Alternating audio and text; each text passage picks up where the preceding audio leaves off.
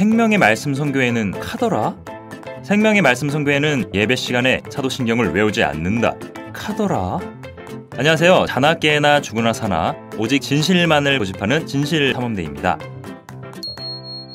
생명의 말씀 선교회에선 예배 시간에 사도신경을 외우지 않는다? 이 역시 예배의 형식에 맞지 않다? 뭐야, 또 있어? 예배 시간에 지켜야 할 형식이 이렇게 많았어? 이번에도 과연 진실은 무엇일까요? 사도신경은 과연 무엇이며 사도신경을 꼭 예배 시간에 외워야 할까요? 돌아가지 않고 결론부터 말씀드리면 성경의 뼈대가 되는 중요한 교리를 집약해서 만든 사도신경. 전체적인 골격은 맞지만 부분적으로 성경과 맞지 않은 오류가 있습니다. 사도신경의 주요 교리는 인정하지만 예배 시간에까지 외워야 할 필요는 없습니다. 그러니까 이게 뼈대는 성경에서 유래했지만 부분적으로 성경적이지 않은 군살도 붙어있는 거네. 그럼 꼭 외워야 할 필요는 없겠네. 그러면 사도신경은 어떻게 만들어졌으며 어떤 내용으로 이루어져 있을까요? 사도신경의 역사를 간단히 살펴보면 AD 325년 니케아 종교회의, 381년 콘스탄티노플 회의, 431년 에베소 회의, 451년 칼케톤 회의까지 여러 번의 회의를 거치면서 지금과 같은 형태로 확정되었습니다. 여러 번의 종교회를 통해 성경의 주요 교리를 정리했다? 그럼 내용은? 내용도 정말 성경적일까? 그런데 사도신경의 내용을 살펴보면 몇 가지 의아한 점을 발견할 수 있습니다. 사도신경에는 거룩한 공회라는 표현이 있습니다. 영어로는 The Holy Catholic Church죠. 카톨릭? 카톨릭이라는 표현이 기독교에서 받아들여지지 않을 것이기에 거룩한 공회라고 번역이 된 것인데요.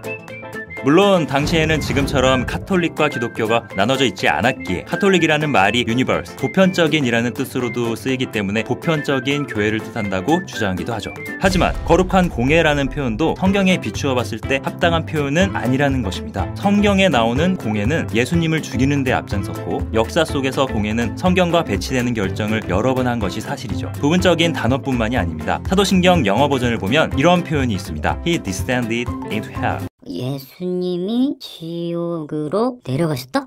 예수님이 지옥으로 내려가셨다?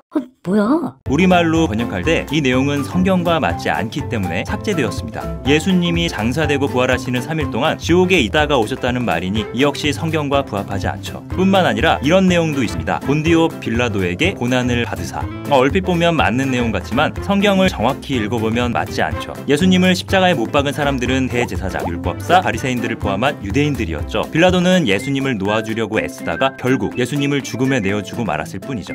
그래. 빌라도는 손까지 씻었잖아. 자기가 결백하다고. 삭삭. 이렇듯 사도신경은 성경과 비추어 볼 때 정확하지 않은 내용을 포함하고 있습니다. 그리고 성경 어디에도 사도신경을 예배 시간에 외우라는 말씀도 없고요. 물론 사도신경의 근본적인 물격, 하나님이 천지를 창조했다는 사실, 예수님의 동정녀 탄생과 죽으심 그리고 부활, 우리의 구세주라는 사실, 주님을 머리로 받드는 교회와 거듭난 성도들의 교제, 성령이 하나님이신 사실, 예수님의 재림 등은 성경에 비추어 정확하기 때문에 인정해야 합니다. 결론, 사도신경은 성경과 비추어 봤을 때 맞는 내용들도 많지만 잘못된 부분들도 있는 것이 사실이다. 주요 교리는 인정하나 사도신경 전체를 예배 시간에 외워야 할 필요는 없다. 땅땅땅. 생명의 말씀 선교회는 성경의 중요 교리부터 신앙의 작은 부분까지 성경과 비추어보고 옳고 그름을 명확히 분별하는 교회입니다. 생명의 말씀 선교회는 오직 성경에 근거한 올바른 말씀만을 전합니다. 지금까지 오직 진실만을 찾아 전달하는 진실탐험대였습니다.